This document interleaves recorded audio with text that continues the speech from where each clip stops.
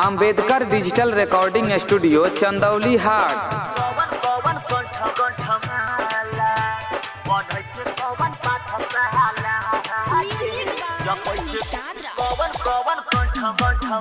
अगे हाला हाला भेलो गौआ मुहाला पढ़ै छै कवन पाठशाला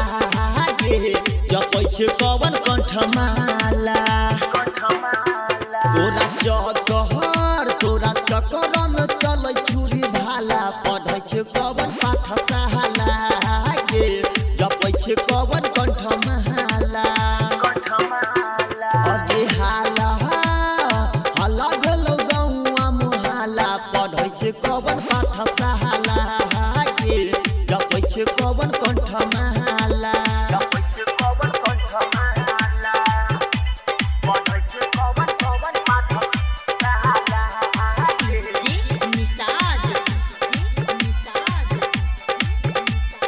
अभी आप सुन रहे हैं अमरजीत सावरिया के आवाज में।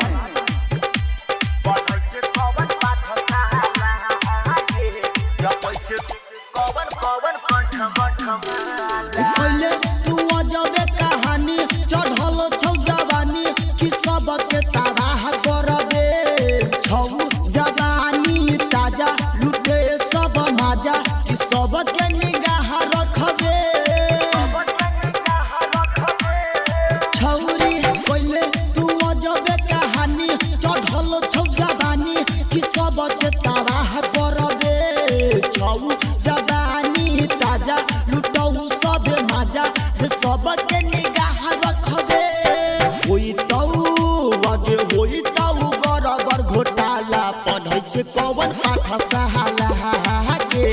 जपै छै कवन कंठमाला तोरा चकर में चल छुरी भाला पढ़ै छै कवन पाठशाला गे जपै छै कवन कंठमाला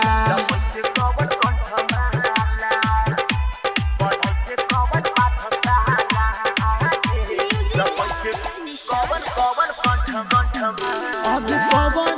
यहाँ डाक छै तनी न लजाय छै तू सबके फंसावै छै कके नजरिया से धोखा खियाई के चोखा तू सबके नचावै छै आगे कवन यहाँ डाक छै तनी न लजाय छै तू सबके फंसावै छै कके नजरिया से धोखा खियाई के चोखा तू सबके नचावै छै डीजे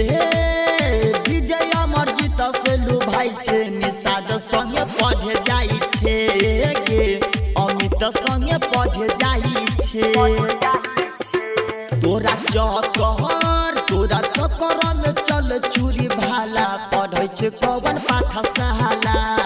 गे जपै छै कवन कंठमाला। Ambedkar digital recording studio Chandauli हाट।